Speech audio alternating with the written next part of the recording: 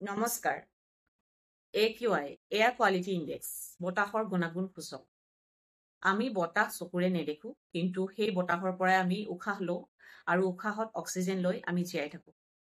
আৰু আমি এই কথা জানিব লাগে যে আমাৰ ঠাইখনৰ বতাহ কিমান চাফা হৈ আছে। আমাৰ ঠাইখনৰ বতাহ লেতেৰা হৈছে নেকি, প্ৰদূষিত হৈছে নেকি।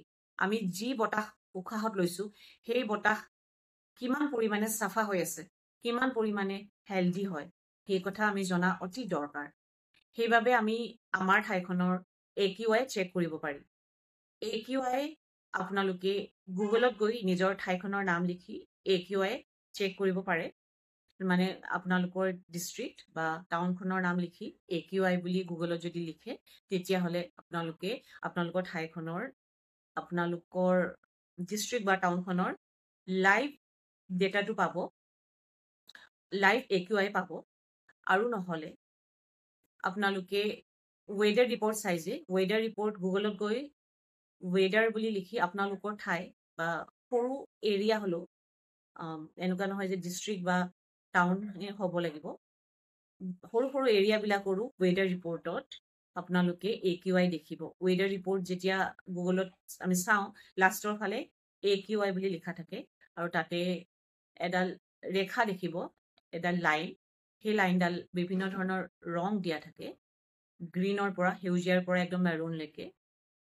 যিবিলাক লাইভ ডেটা আমি পাওঁ তাত গ্ৰীণৰ পাছত আপোনালোকে য়েল্ল' দেখা পাব। য়েল্ল'টো হ'ল মডাৰেট হয়, মানে গ্ৰীণটো ভাল, গুড, আৰু য়েল্ল'টো মডাৰেট। বাকীখিনিতো বেয়া ফালে গৈয়ে আছে বাৰু। একেবাৰে লাষ্টত মেৰুন। আৰু যিটো আপোনালোকে ৱেডাৰ ৰিপৰ্টত দেখিব, তাত আপোনালোকে গ্ৰীণৰ পাছত, ডাৰ্ক গ্ৰীণৰ পাছতে এটা লাইট গ্ৰীণ দেখিব, সেইটো ছেটিছফেক্টৰী। তাৰ পাছতহে য়েল্ল' এনেকে গৈ থাকিব কালাৰবোৰ। যিটো লাইভত দেখে সেইটোত আপোনালোকে গ্ৰীণ কালাৰ, লাইট গ্ৰীণটো নেদেখিব, গ্ৰীণৰ পাছতে য়েল্ল' দেখিব। আৰু য'ত ৱেডাৰ ৰিপৰ্টত আপোনালোকে AQI চাব পাৰে, তাত কিন্তু আপোনালোকে গ্ৰীণৰ পাছত এটা পাতল গ্ৰীণ দেখিব, সেইটো ছেটিছফেক্টৰী হয়। তাৰ পাছতহে এটা মডাৰেট এইটো আহে। সেইকাৰণে এইটো অকণমান লাইভত বেলেগ হয় আৰু ৱেডাৰ ৰিপৰ্টত যিটো আহে সেইটো বেলেগ হয়। যিটো আমাৰ pollution board, central pollution control বৰ্ডত যিটো ডেটা দিয়া হয়, তাতো তেনেকুৱা ধৰণৰ গ্ৰীণ, ডাৰ্ক গ্ৰীণ আৰু পাতল গ্ৰীণ তেনেকুৱাকৈ দিয়া থাকে। সেইকাৰণে আপোনালোকে এইটো কনফিউজ নহ'ব।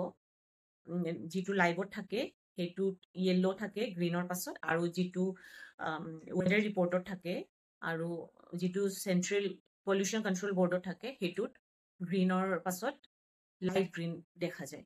আৰু আপোনালোকে আপোনালোকৰ ঠাইৰ বতাহৰ গুণাগুণ AQI চেক কৰি থাকিব, সজাগ থাকিব, যাতে মানে দিনে দিনে আৰু বেয়ালৈ ঢাল নাখায়। এতিয়া আমাৰ অসমতো গুড কেটেগৰীত নাই।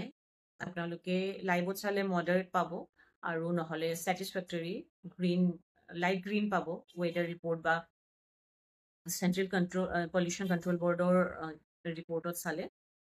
সেইবাবে আপোনালোকে সজাগ থাকিব আৰু নিজৰ ঠাই AQI চেক কৰি থাকিব, যাতে বেয়াৰ ফালে বেছি যাব নোৱাৰে। তাৰ কাৰণে আমি সাৱধান হ'ব লাগিব আৰু তাৰ বাবে আমি কাম কৰিব লাগিব। Thank U.